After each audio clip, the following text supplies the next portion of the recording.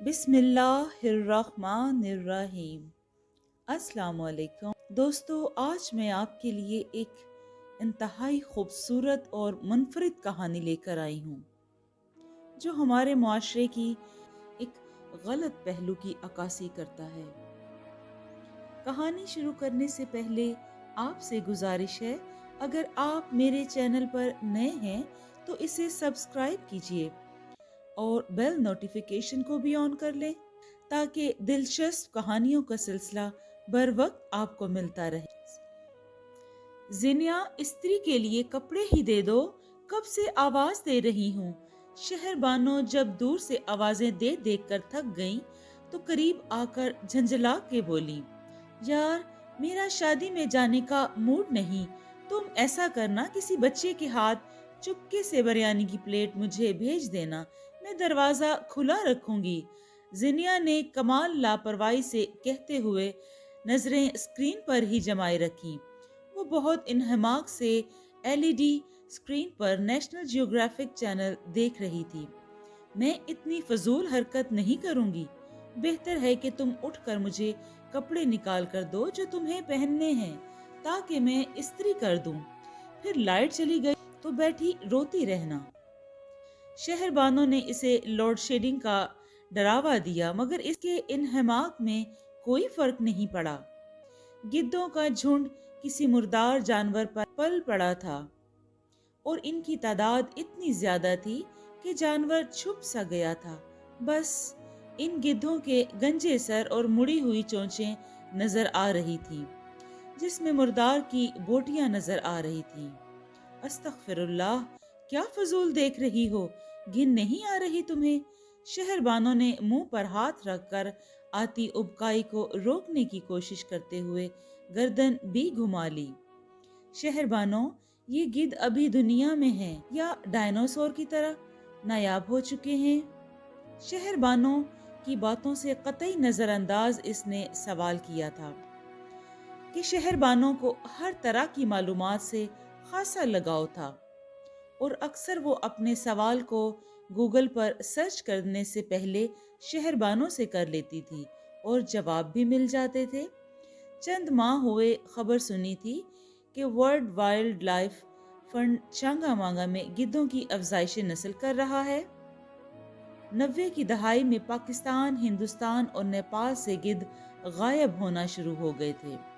حال ہی میں ایک گدھ کے ہاں 2 بچے پیدا ہوئے ہیں اور یقیناً ان پر محکمہ جنگلات واری صدقے ہو رہا ہوگا تاکہ ان کا وجود رہے، تاکہ گدھ سارے مردار چٹ کر جائیں۔ گو کے چیل کوے بھی یہ کام بخوبی انجام دیتے ہیں، لیکن گدھوں کی بات ہی الگ ہے۔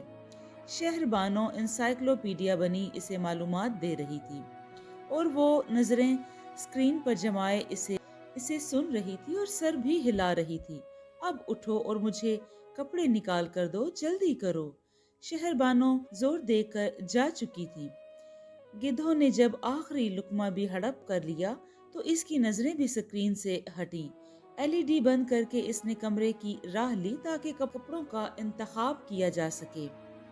اماں کے ساتھ وہ دونوں پنڈال میں پہنچی۔ تب تک بارات آ چکی تھی۔ شادی گلی میں ہو رہی تھی اور بارات آنے کا شور، پٹاخوں کی آوازیں وہ گھر ہی میں سن چکی تھی۔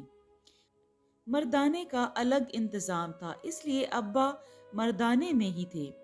ان کے گھر کے عین سامنے ہی ماہ نور کی شادی تھی۔ ماہ نور اور اس کی ماں ثانیہ چند سال پہلے ان کے محلے میں مقیم تھی۔ ثانیہ کسی آفس میں جاب کرتی تھی، صبح کی گئی شام کو آتی تھی۔ ماہ نور بھی کالج کے لیے نکلتی اور واپس آتی ہوئی نظر آتی تھی۔ بلا ضرورت انہیں آتے جاتے کسی نے نہیں دیکھا تھا۔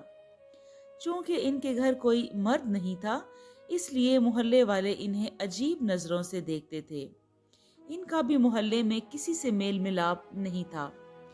زینیا اور شہر بانو کی کبھی ان کے گھر سامنے ہونے کی وجہ سے نظر پڑ جاتی تو بس ایک رسمی سی مسکراہٹ کا تبادلہ ہوتا تھا، اس سے زیادہ کچھ نہیں۔ ایسے میں جب ماہنور کی شادی کا کارڈ محلے والوں کی طرف انہیں ملا تو وہ سب بھی ہمسائیگی کا حق ادا کرنے شادی میں شرکت کے لیے گئے۔ نکاح ہو چکا تھا، ماہنور کو اسٹیج پر لا کر بٹھا دیا گیا۔